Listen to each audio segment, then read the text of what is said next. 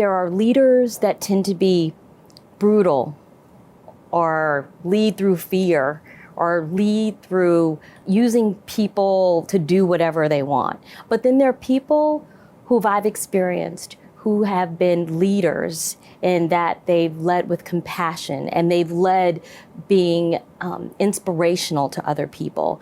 And they've been leaders by lifting people up. Those leaders who've inspired people, who have created a legacy based on the people that they have trained, those people are missed and they're loved and they're celebrated.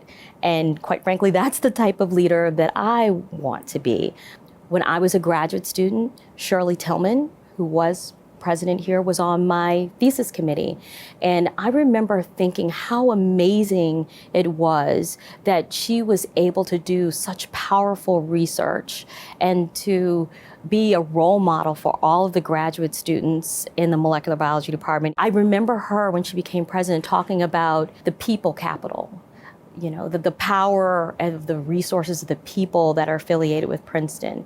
And that's always stuck with me. Most leaders realize that they can't do everything by themselves. And most effective leaders have found a way to make sure that everyone contributes. All of us bring our diversity to work, whatever we're participating in, whether it's our jobs, whether it's our extracurricular activities, whether it's the social groups that we belong to. People give much more of themselves when they feel that they can bring their whole selves to the place and that they're accepted for who they are and they're accepted for their strengths and that there are other people that are going to support them for the things that maybe they're not so good at. No matter what you have going on, there's always someone there who might need for you to extend a hand or to think about what they're going through.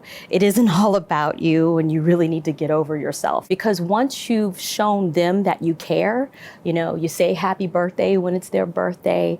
When they have a child, you send a fruit basket or flower to the house. You remember little things about them all along the way. It's that type of compassion and caring that leads to really strong groups and loyalty.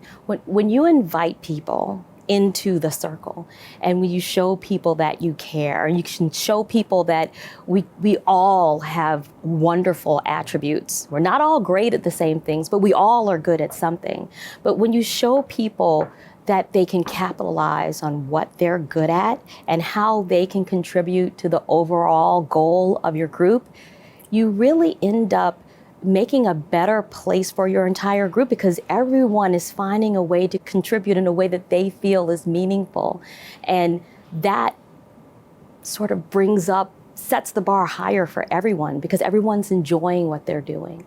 And I've found that that's been a very effective way in leadership at my law firm, in other programs and different types of leadership roles that I've had here at Princeton and other places. When people find what they're good at, and then you recognize that and you capitalize on it, and you put them in a role that they can really be effective.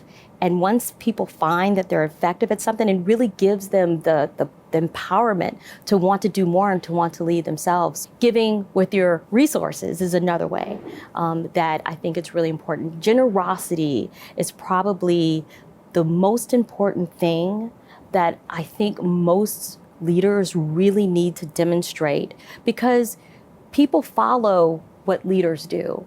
And if you give your time and you give your resources, and I don't care what those resources are, financial or otherwise, people will do the same because they understand that your passion is leading you to give your everything to an organization or a cause.